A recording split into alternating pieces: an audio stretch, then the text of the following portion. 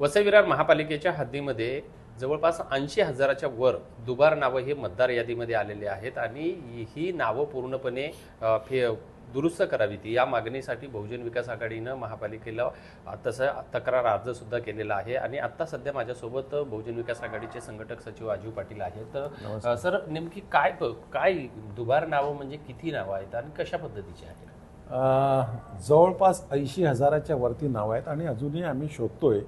एक तर वेळ कमी दिलेला आहे आणि आम्हाला शोधण्यासाठी तशी काहीही प्रोव्हिजन त्यामध्ये केलेली नाही, मॅन्युअली शोधायला लागतं।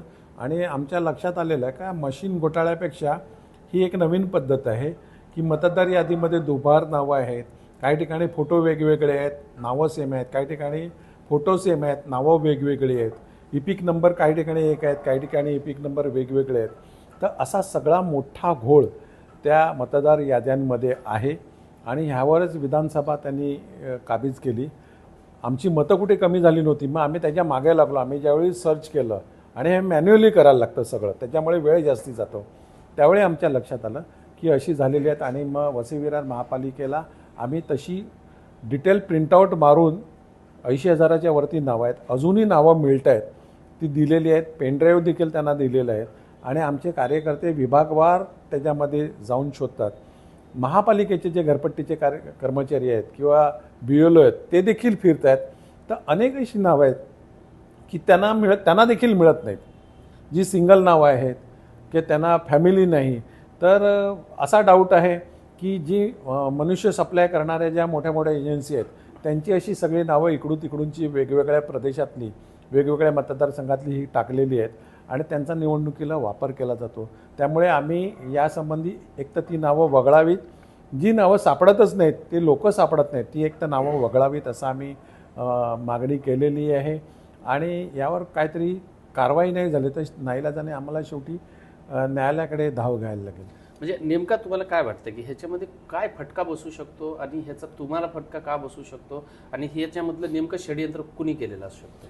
बघा, ज्यांनी ही सगळी नोंदवण्याची प्रक्रिया केलेली आहे, तुम्ही जर त्यांचे नोंदवणी केलेले फॉर्म काढले तर त्याच्यामध्ये त्यांचा तो फॉर्म व्यतिरिक्त सपोर्टिंग डॉक्युमेंट हे भलतेच कोणाचे तरी लावलेले आहेत। ह्याची एक तर पूर्ण चौकशी झाली पाहिजे आणि शेवटी फायदा हा कोणाला होणार? जो करणार आहे त्यालाच, कारण त्याला ती नावं माहिती आहेत, त्यांचे नंबर त्याला माहिती आहेत।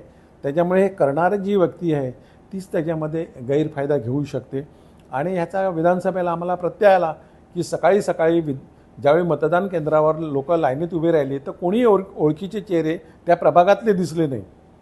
किमान जो कार्यकर्ता असतो त्याला तो ओळखत असतो किंवा तो त्याला हाय हॅलो करतो, असं काही झालं नाही। त्यावेळी आम्हाला लक्षात आलं, म्हणून आम्ही प्रत्येक यादीवर तपासणी केली। त्यावेळी आम्हाला लक्षात आलं की ह्या व्यक्ती इकडे राहतच नाही आणि सिंगल नाव आहे, फॅमिली नाही मिळत। सिंगल नावं असलेले भरपूर लोक आहेत, नुसतं साधारण। पुढची काय लढाई असेल तुमची?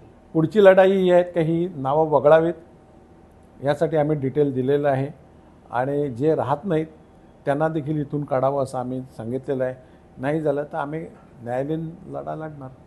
निश्चितच जवळपास महापालिका हद्दीमध्ये जवळपास 80,000च्या वर जी नावं आहेत ही मतदार यादीमध्ये आलेली आहेत आणि ती तातडीनं वगळावी, अन्यथा आम्ही न्यायालयीन लढाई लढवू असं सुद्धा या ठिकाणी बहुजन विकास आघाडीची भूमिका आहे।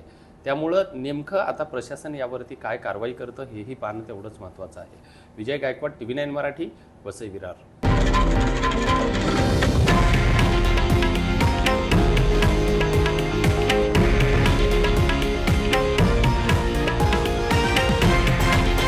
हे आहे देशातील नंबर 1 न्यूज नेटवर्क आणि आपण पाहत आहात TV9 मराठी, एकमेव।